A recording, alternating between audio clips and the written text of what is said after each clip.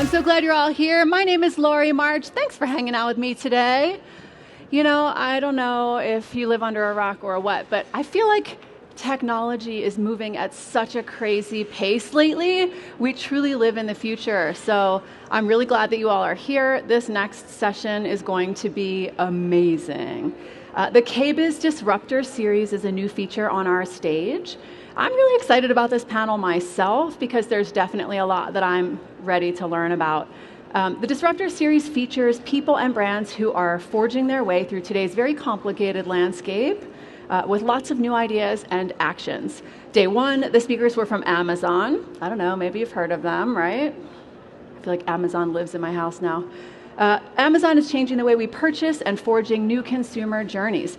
Day two was Judith and Cassidy, CNN champion of change and founder of Tools and Tiaras, a nonprofit that introduces young women to the skilled trades, which is awesome.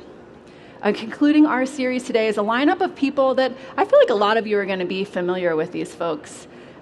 People tackling the metaverse and making it work for their businesses in the coolest ways. This really is a new frontier, and there's a lot to learn about how we can make this work for our businesses. I hear the panel is actually going to go a little easy on us, give us some definitions, kind of start us with like the 101 version of everything. So, you know, I think we can all happily start there. Moderating today's session is somebody who everybody should know. If you've ever had to shop for anything out there in the world and have looked through reports and tried to figure out how to decide what to purchase, this is somebody you absolutely should know. Dan DeClerico is the Home Improvement and Outdoor Director for Good Housekeeping Institute. This man has tested more products than anyone I've ever met in my entire life. If I ever needed to know something, I would go check and see what Dan thought about it. You know, he does how-to articles. He's literally written about absolutely everything, any aspect of home ownership, from maintenance to massive renovations. Dan has been in this business for 20 years and kicking butt. So, Dan, come on out here. We are all set for you. Please welcome Dan DeClerico. I'll let you introduce everybody else. Thanks, Dan.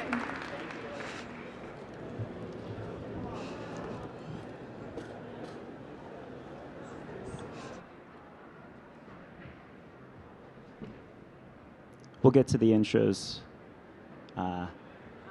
in a moment. Wow, I see some familiar faces. Thank you, everybody, for coming out. Right.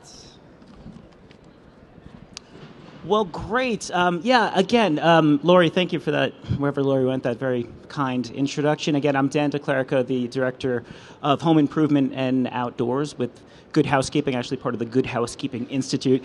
And I'm so excited for what promises to be a breathtaking, mind-bending, I don't know, but also very accessible discussion today. Some of these, you know, very, very heady topics. Thanks to our brilliant panelists who, in each of their ways, as we'll hear, is really at the vanguard of this kind of cutting-edge technology.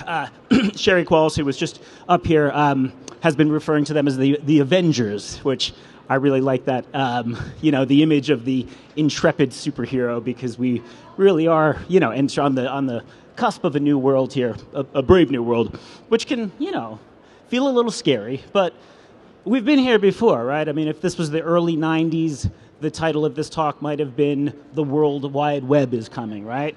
If it was 2006, we'd be talking about social media, and we would all race back to our homes to open accounts on something called Facebook.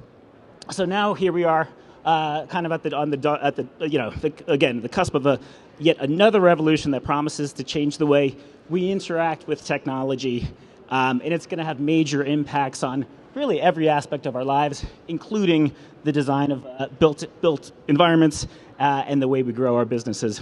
So that's really what we're gathered here today to discuss.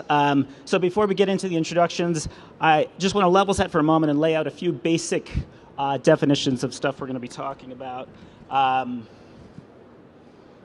If you come away with nothing else, you are going to come away with a lot more. But, just a baseline understanding of these terms will give you a leg up because, this is really where the conversation is going more and more. So Web3. The third phase in the evolution of the internet, Web3, is a developing concept characterized by decentralization, ubiquity, artificial intelligence, the blockchain, and the metaverse. So you'll see a lot of these terms are sort of build on each other as we kind of sort through all this new terminology. But the metaverse itself is a shared virtual environment built around VR and AR that people access collectively via the internet. So I think the important thing, this last point here, is not one specific technology, but rather a broad shift in how we interact with technology with a real emphasis on community.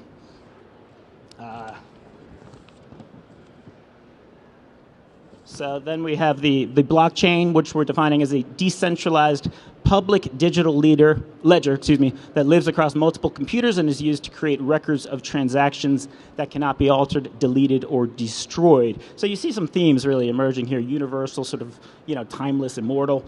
And finally, NFTs, which is short for non-fungible token. An NFT is a technology that allows people to transform ownership of digital products, including art, furniture, and more, over the internet.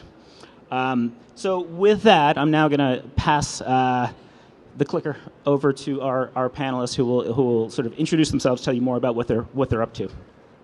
Go ahead, Jamie. Hello. Give that to you. All right. Hi, I'm Jaime Derringer. I am the founder of DesignMilk, and I am now head of community at Tonic.xyz, which is a new art gallery that focuses specifically on generative art NFTs. And you're probably like, what is that? Okay, so I'm going to level set with the NFT first, because like Dan explained, it's this digital token.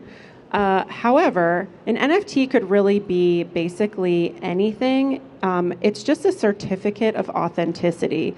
So essentially, it is a code that points to a specific person, or a specific file. It could be, like, for example, this code right here is the Beatles, and so it points to Blackbird, which is the description, and then there is something called an IPFS link, which points to the actual file, and that is stored somewhere. And so essentially, it's just a certificate of authenticity that says, I own this particular thing. And that thing could be anything from a JPEG to an MP3 to a PDF, or even a video or film. And so it's very simple. And I think the one thing that we're seeing, that a lot of people are just getting caught up in the technology and the terminology. And essentially, at the end of the day, I think as we progress, and you guys can disagree with me, but I think over time we won't be talking about NFT or the underlying technology. We're going to be talking more about the utility that it provides to us. We don't really talk about paintings as, oh, it's golden acrylic canvas, I move a brush over it. No, it's a painting. And so when we talk about art NFTs at Tonic, we actually just talk about it as being art. It's just a different type of art. So we're basically just getting started here. I mean, if you think about digital ownership, this is a very new concept for people. And there are 14 million people who have not yet interacted with any of this technology, haven't bought any NFTs yet.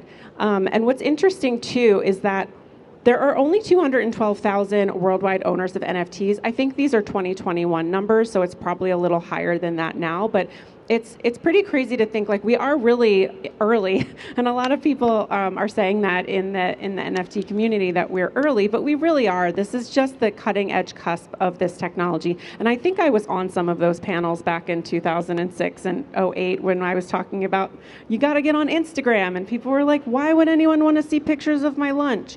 And now it's like part of our lives. And I really, truly believe that this will also be like that. But we may not be using these technical terminologies.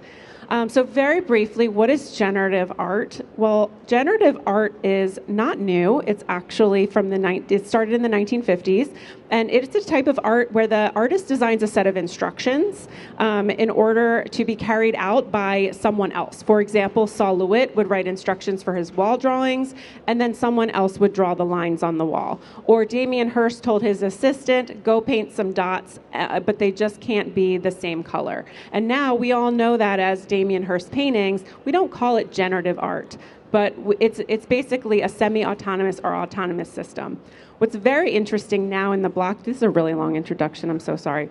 I'm riveted. Okay, so what's going on right now in generative art is it's exploding because this blockchain technology has basically enabled digital artists who write code to create art and mint it and sell it on the blockchain as an NFT. And so it is exploding. And the artists that we're working with at Tonic, we truly believe that they will be the artists that will be collected and in museums in the future, and they're defining this moment in time in art history. So if you think back to other art movements, Basquiat, this is Saul Lewitt's wall drawings and instructions. So if you think back to the different art movements, right now the blockchain technology, we're just in this technological revolution where these artists will be defining that moment. This is an example of code and the art output that the code creates. What's really fascinating actually about these artists is that they're writing the code, but they're also creative. So these are engineers, these are people who love math, but also love beauty and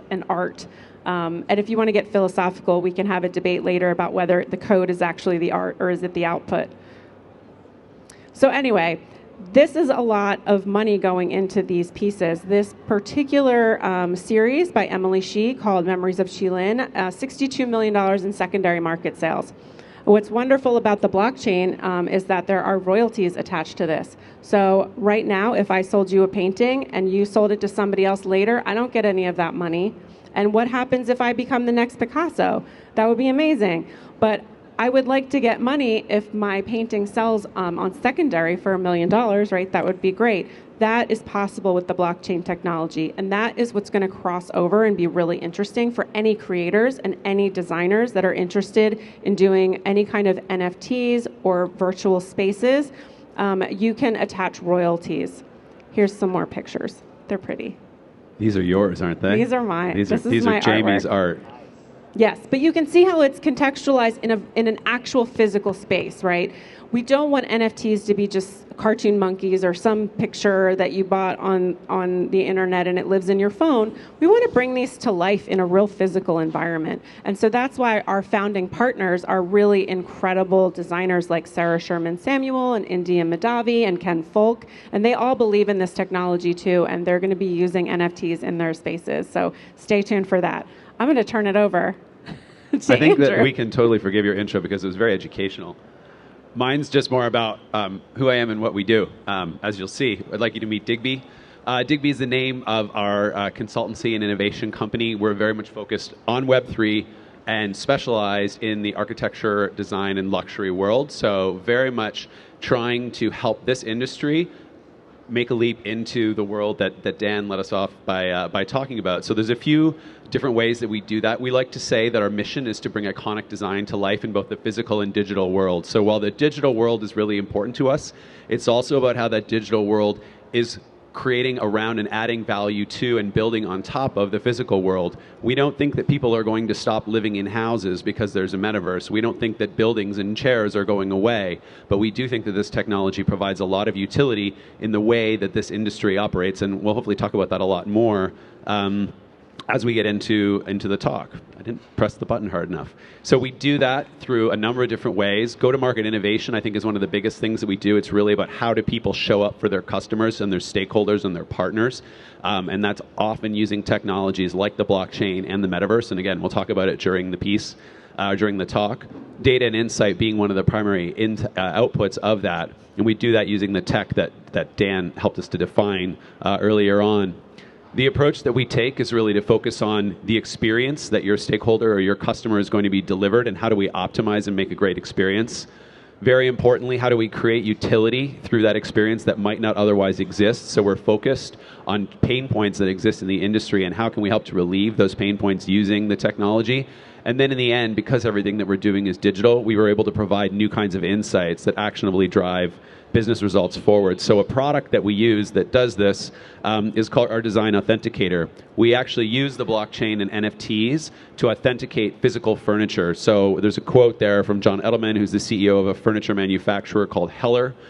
We've helped him to use the Design Authenticator on a new product launch that he had there's a sustainability program around this product that allows the chair, anyone who owns the chair, to be able to bring it back at any point in time and have it ground up and turned into a new chair because it's all made of a recyclable plastic. And so we have actually used this NFT so that anyone who buys one of these chairs has an irrefutable claim on the blockchain that says, I own the Heller Vignelli rocker, and I therefore can use this to return it to be a part of your sustainability pledge at any point in time. It has other benefits, like it allows John to get direct-to-consumer data, even if his product is sold through retailers, which is something that's really exciting to him. So those are a couple of different pain points that I talk about that our product looks to solve. Another product that we've created is called the Metaverse Architecture and Design Awards. Our nominations actually just closed this week. There's a couple quotes from some of our very cool jurors. We have some real industry heavyweights who are in to join, and we actually are getting ready now for our gala event that's going to happen in the Metaverse, in a Metaverse called Spatial, in the middle of March. So we're really excited about that. But the point behind doing this was we were talking to a lot of people who were under NDA and said, I'm doing something in this space, I just can't talk about it yet. And we said, hey, what if we gave you a trophy if you talked about it? So we created an award show, and we've got hundreds of submissions now, so we're just about to start going through those and really excited to be able to share who the finalists will be for our first ever Metaverse Award Show. And if you do like listening to me talk, we also have a podcast that dives into all these topics with people from the architecture and design industry on a weekly basis. We've got about 7 or 8 episodes out now. I'll point you to episode 1, which has a lovely guest by the name of Jaime Derringer, who joins us on the podcast. But you can get this wherever you find your podcasts, Apple, Spotify, whatever you may like. And that's me. I'd love it if you connected, and of course we'll be around after the talk. If you want to just come up and do that in person, I am a physical person, even though I like digital things. Hi, everyone. Thank you for joining us. It's a topic I'm really excited about. My name is Tina Nicole. I'm the creative director and co-founder of Nathan Anthony Furniture. We've been dabbling in this space for a few years now, just because of what, like Andrew and Jamie were saying, it's an opportunity to be super creative, reach new markets, add an IP concept or an IP part to your designs. We design and make our own furniture, upholstery manufacturing in Los Angeles. And so, as you can see, is what I wanted to do was take some of our furniture that we make in the physical world and create some digital furniture around them using parametric designs and just kind of playing with materials that you can't really do in the physical world. So this one that's on the screen right now is called Embrace Chat. It's the Embrace Wheatgrass shot. And it just reminded me of something that provides immunity and wellness. And you can imagine this is actually an NFT that I minted on the blockchain. And if you have a 3D space that maybe an interior designer designed for you or an architecture, if you're working on your own home, you could drop this into your space and have it in your actual home in the metaverse. You've probably heard that people can buy land in the metaverse. You can buy real estate in the metaverse. This is the kind of furniture or things, art like Jamie makes. You can have these on the walls. You can have the furniture in the space. So that's one of them. You can see the grass growing on there. So it's just kind of fun. So this one's another fun little. It's an NFT that we created. It's using parametric animation, where the chaise above it is the real world chaise that we make for customers. It's one of our most popular selling pieces. But then you can see the parts of the piece actually wrestling with each other. And so how I see it is, it would be great for our customers to know how our pieces are made, maybe deconstruct them using animation for digital and explaining our process. It's just a really fun and creative way to, as a product designer, to play with this technology, and then also it adds ownership to what you're doing on the blockchain, as my two colleagues discussed. Here are two more that we've created. The one that you see that's bubble bath. It's like soapy bubbles of our famous Embrace sofa. So if you put that in your space, I imagined it would feel like you had just taken a bubble bath and you feel refreshed. Who has an avatar here? Raise of hands. Anyone have an avatar? Cool. So your avatar could sit in this sofa and feel refreshed in your space. These are the kinds of things I think of. Call me crazy. And then the other piece is just a material exploration we did with golden meteorite, or it may even look like candy to you, and obsidian, some other types of jewels or stones. It's just kind of a fun way to be creative in this space using NFTs. It's really fun. And we call them digital collectibles because NFTs is kind of intimidating, I think. Mm-hmm.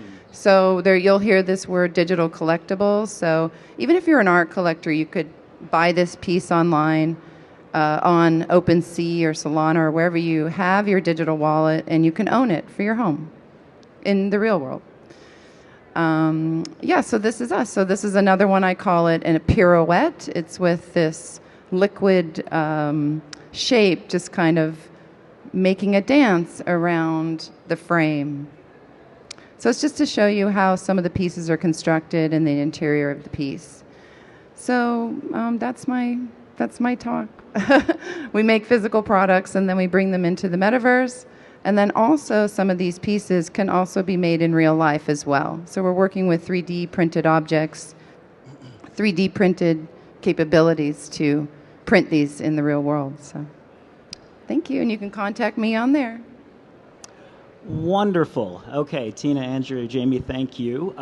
So let's jump into this. I will, definitely leave 5 or 10 minutes at the end for any audience Q&As. But hey, don't be shy about just throwing up a hand if you have a question now or an insight to share, whatever it may be. But yeah, let's jump into this. So on one of our initial planning calls, I actually related a personal experience of mine on the renovation of my home, the kitchen at the back of the house. My wife and I could not agree on what to do. I wanted the L-shaped kitchen with French doors. She wanted to blow the whole back wall out with glass, which would have resulted in a galley kitchen, and we really could not come to terms.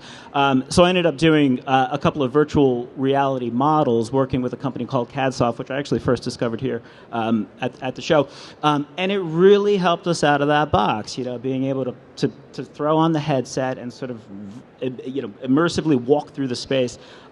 It really saved the renovation. I joke, I think it might have saved my marriage in the process. But so talk to us, and Tina, you can kick this off. Like, how is this technology, the metaverse, Web3, all of this interactive, adaptive technology, taking that experience, my experience, which I think most people can sort of relate to or visualize or understand, get their head around. Where are we going next? With all this technology. Thank you, Dan. Yeah, we had talked about it earlier. So he's working on a space, and say his wife is in Switzerland or Japan, or she's traveling and he's traveling, and the space is it's a virtual space. Mm-hmm. They could get together in the space and work on the furniture together. It's a global space. Anyone can get into it, and they can have products in the space with blockchain technology, and you can work on these spaces together digitally, which is so much fun, I think. And you can also save a lot on errors that can happen because you can really see these pieces and mostly practical real life. So that's the part I had mentioned to Dan, was you could really solve a lot of problems and you don't have to be together. It really brings community together. It's a global market. This metaverse Web3 is really global reach, and that's what's exciting to me. Definitely. Anything to add, Andrew? Yeah, I think that the one thing that's really great about, and one great way to think about it is, this was actually something on our podcast, shameless plug, that was discussed on an upcoming episode, but we lived in a 3D world our entire lives, and then in 1999 we invented something called the internet, and we flattened down the way that we exchange information into 2 dimensions. And all these roles, like UX designers, were created for people who could figure out how to take people who think in 3D and teach them how to navigate a 2-dimensional space. We're now moving back to where we have enough computing capability and the costs are getting low enough that we're moving back to a 3-dimensional internet again. And so the metaverse, you can think of it in that way, as a 3-dimensional internet that's going to allow for the kind of utility that Dan's story tells and that Tina mentioned a few, and I'm sure we'll talk about a lot more of these very specific examples where a 3D internet gives you tools that you don't have in a 2D internet. And it might be that 50 or 100 years down the line, we might look back at the period of time from 1999 to the present and go, why did we ever bother with a clunky two-dimensional internet? That's just not the way we think, and it's not the way that we live. So I think there's something really exciting happening that we're at the very beginning of, to your point, Dan. Yeah, that's great. That's great. I have something to say too. Sorry, Well, I know you have a lot of questions to get through, but before this talk, I was chatting with someone, and I explained that we have a problem in work where there's companies who want their employees to come back to the office or do some sort of hybrid work environment. But all of us know that going through this pandemic for the past couple of years has given us screen fatigue and Zoom fatigue. And it is exhausting to try to collaborate with people in real time from remote places. And so I think that the metaverse could also potentially solve a lot of these problems where employers can be happy because their employees can be together, but it could be a virtual space so that they could possibly have a hybrid work environment and still offer the benefit to the employee. And so everybody kind of wins in that situation. And so I can see that being great for the future. But I also know that there's going to be a need for each company to have a specifically designed office environment for their employees. And so that's where the designer can come in. Yeah, this concept of digital twins is really interesting. Backstage, I was talking about a company that launched just yesterday that is creating a digital twin of houses, of the entire house, at the point of construction when all that data is coming in as PDFs or invoices from from your vendor. So imagine you get all your bathroom fixtures from Ferguson or whatever it is, and all of that information is uploaded. So that down the line, 3 years down the line, you want to figure out what paint color is in the living room or whatever it may be. It's all right there. So pretty exciting. So let's pivot into retail a little bit. Jamie, you referenced some of the revenue potential here. There was a report from McKinsey that predicted that the metaverse could potentially generate $5 trillion by 2030. So, obviously we're all used to online purchases and sort of that digital experience. Again, what is this technology? How is it changing this sort of, the everyday transactions? What do I need? Do I need a digital wallet? Sort of walk us through that, that process, that experience. Well, I think we've already dipped our toe into it a little bit with augmented reality. For example, if you go shopping at a certain furniture store, you can hold your phone up and you can see what that particular chair or lamp might look like in your space before you purchase it. And that's, I think, the beginning of the metaverse in a sense, a metaverse adjacent, if you will. And I think augmented reality will continue to grow and be a huge part of our everyday. I mean, the hardware is being developed. We will be putting glasses on and, we could see more things about each booth here, and that would be really fantastic and exciting, and it could navigate us to a specific place if we need to go there. So I just think there's a lot of potential here with that technology. But from a retail perspective, at Tonic, we're doing digital auctions for artwork, just like a traditional, auction house might do for paintings. And so that is one type of way that you can do it. But the digital wallet is really like your key. I would say it's like a gateway to that. And I did a wallet setup session over at the DMM Talks Lounge earlier today, and we had a lot of fun. And it's very easy. It's very simple. It's a Chrome extension in your browser, or there's an app on your phone. It's incredibly easy, and you don't need cryptocurrency if you do not want to use it. I believe that who's partnering with PayPal? Do you remember who that was? Is that blockchain? So I think there's going to be ways when Apple Pay and PayPal and Stripe and all of these. MoonPay is another. MoonPay is a great one where you can pay with a credit card. So this whole cryptocurrency narrative has really put like a little bit of a weird, I don't know, it's a little rain cloud on top of everything. The media is spinning it like that, but really you need a digital wallet to hold your NFT or to connect to Web3 websites, but you don't necessarily need to worry about crypto to get in your foot in the door. We've all worried about crypto enough now, I think. One thing that you touched on that I really love that I think is super relevant for this show is you look across all these wonderful booths that people have, and I'm sure that there were a lot of choices made about which products to display in the booth because you have a limited footprint and you need to obviously have beauty in the way that you define the products as well. But one place where we're working actively with people is how do you take a metaverse experience and use it to extend a physical presence like this. So I've got 10 SKUs or 30 SKUs in my booth, but I've got 200 SKUs in total, or even thousands. Wouldn't it be amazing to be able to find something that someone likes in the physical world in the booth, and then have an iPad there where you can take them into a world where they can see all of the different iterations of what that product might look like, or the rest of the line, or whatever the case might be, and then in reverse use that that digital space in advance to get people excited who are coming to the show, so that they'll want to come and feel and touch and see the product. So that physical digital bridge, and then using the metaverse as a solution for the fact that you only have so much physical real estate and it can only be in one physical spot. I think that's a really practical way to think about it. I mean, we all love the idea in the future that we all have like a virtual space or a virtual home, and we go and meet there and hang out with our friends. And that could totally be the case. Like, things are moving in that direction. But I think if we really want to think about like what we can do now with this technology, that's a great example of like how we can practically apply it at this very moment. So let's get into brass tacks here. What do designers, and other professionals out there need to take advantage of this technology? So, to use a Web 2 marketing slogan, there's an app for that. Like, that's what we talked about there. For today, so what do, again, the designers, the builders in the crowd, what do they need to sort of bring into their businesses to take advantage of this technology, to sort of, do some future proofing for their businesses? Tina, you want to kick it off? Yeah, thank you.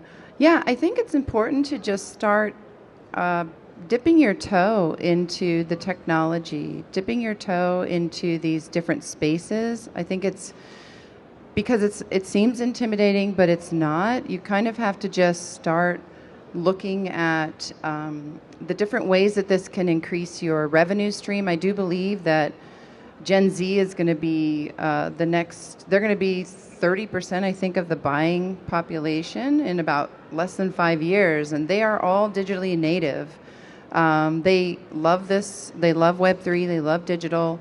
I think interior designers need to just embrace and just go for it. I think all of us, if we're entrepreneurs or making spaces for our clients, this is part of being a maverick, right? This is part of just being experiential, and just, I think, like we did, like for me, for my company, Nathan Anthony, we just dipped our toe in it, and at first nobody knew what we were talking about, and it hasn't brought us any money, but we do believe that this is where the future buyer is going to be, and they're going to be there. With Nike, like, they're buying shoes, they're buying for their avatars in Snapchat. You can take a picture of yourself, scan digital clothing by DressX, something you like, which I have done, and you can put that on your avatar. Like, they're doing that now. And who doesn't want to be like 30 years younger in the metaverse, right? And wear like super designer clothes. So it's a fun space. It's a creative space. I think this is a place with creative people. If you're creative, that's where you have to be. I love your point about the next generation. By 2025, 30% of the workforce, and therefore your consumer force, is going to be a Gen Z member, which means that they never knew a world where Google didn't exist, and pretty soon we're going to be in a world where it's going to be that percentage of the workforce that never knew a world where the iPhone didn't exist. And that just bends my mind as someone who used to cut and paste pictures out of magazines to write them into my high school papers and things like that. But that's the world that we're moving into, and so these digital tech are going to be so important. And I think, to build on your point, just pick one spot and go, because you can get so overwhelmed by the amount of choice. Like, pick something and go and start learning about it, and soon it'll be like when you want to buy a car and like you're shopping for a Honda and then you see all the Hondas on the road. If you pick that thing, you'll start to notice it everywhere. It's all over this show. A lot of you are sitting on chairs that have a QR code on the back of them that takes you to a AR, VR type space that Samsung has created. I've seen goggles all over the place at the show. Once you start learning, you'll see it everywhere, and you're learning snowballs, and it goes exponential pretty fast. This came up on one of our calls also. In the wake of social media managers, right, emerged as somebody on your team. Is there an equivalent to that yet? I mean, have you brought somebody in to sort of specialize in any way in this stuff? Or is that still coming? Well, we try to be that as our company. Right, like that's right. why we started the company. But I think one of the interesting jobs that's starting to spring up is like concierges of these digital spaces. So Mohawk Flooring just launched a metaverse space where they have like a person who is like operating an avatar, and they're basically a sales agent that lives in the metaverse. They're that multi-trillion-dollar economy that you're talking about. Every single one of the consulting firms is talking about these metaverse jobs, and that's one of the top ones. Is you're basically like a store clerk, but you work and live in the metaverse, and you help people out in those retail spaces. So that's definitely going to be a job that we're going to see grow quickly in the next couple of years. Fascinating. I did not do a great job of managing the clock here, so we only have about 10 minutes left, and I promised to open it up. Any questions from the audience? Man in the dad sweatshirt. That's our favorite. The panel sweatshirt. collectively loves your sweater. I'm just interested with the built environment and it all being wrapped up. How long do you guys think it will be until architects are designing a house and interior designers working with them to do the interiors so that people can live in their house before they even build it, which has got to be the future? I mean, the firms we're talking to are already doing that. One cool project that I'll shout out, because I haven't shouted out the fact that I'm from Canada yet, but I am, and there's a really cool digital twin project that was done recently by HOK Architects, where they built a digital twin of our Parliament building. And it's a couple 100-year-old building that actually has like clay in the foundations, and they needed to do some renovations to it. So they built a digital twin so that they could stress test what would happen if they dug a hole here or blew up a column there or whatever the case might be, and actually plan the entire reno based on this digital twin. So there's going to be all sorts of different interplays between physical and digital space, including the one that you just described. But there's already so many metaverse architecture firms out there. If you go into LinkedIn and type in metaverse architect, you'll find 50 companies around the world who are doing this kind of stuff right now. Okay, cheers. There are also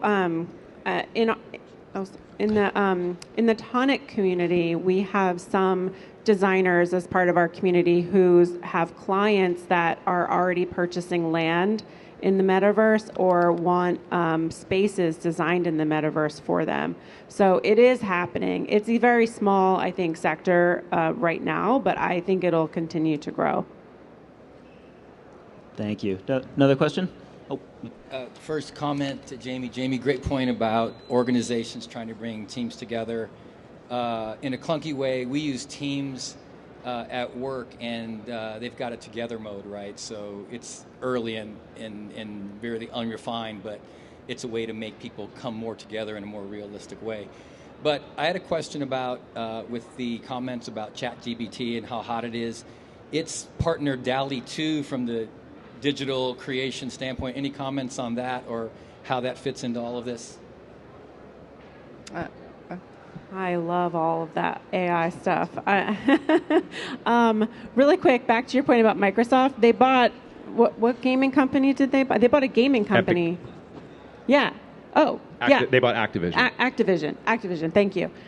They bought Activision, so I think that they're going to do something built out, like an interactive game environment where, yeah.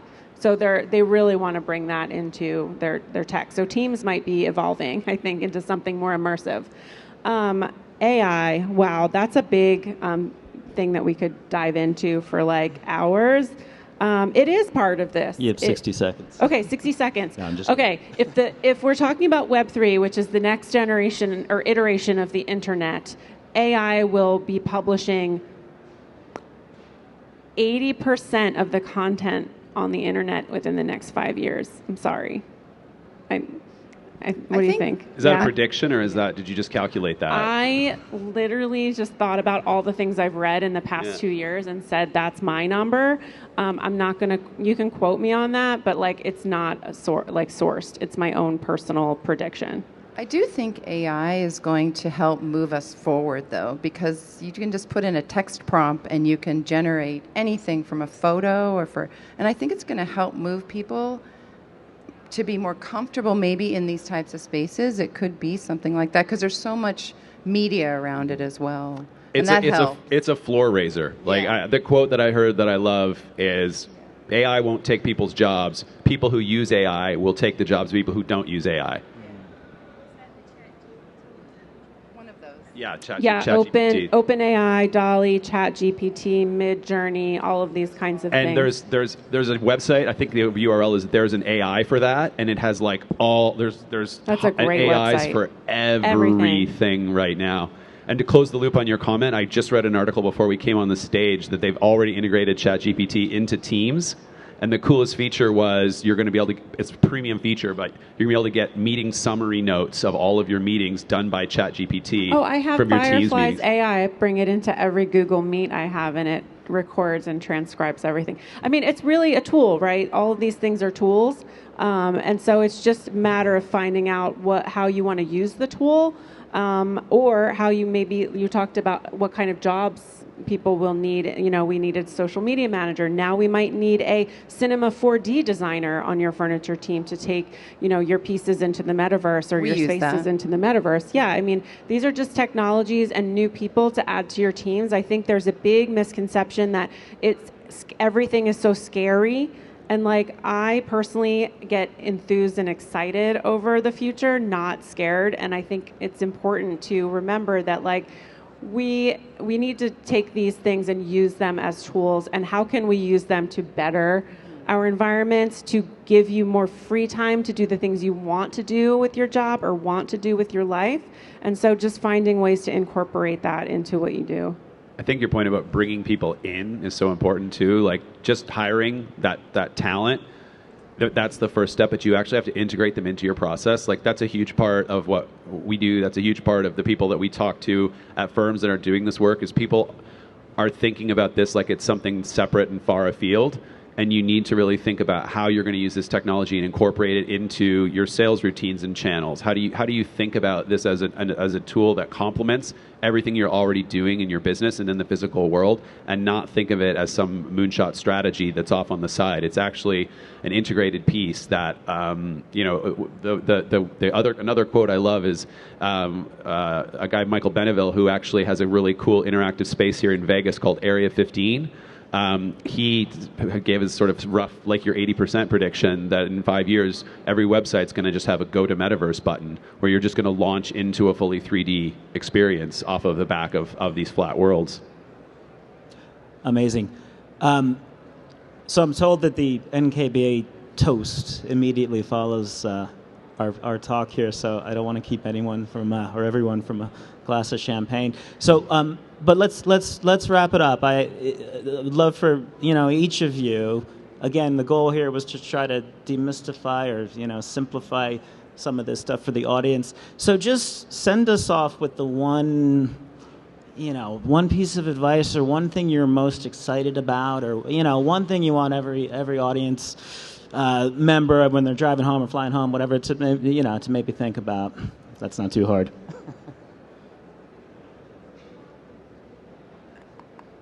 Okay.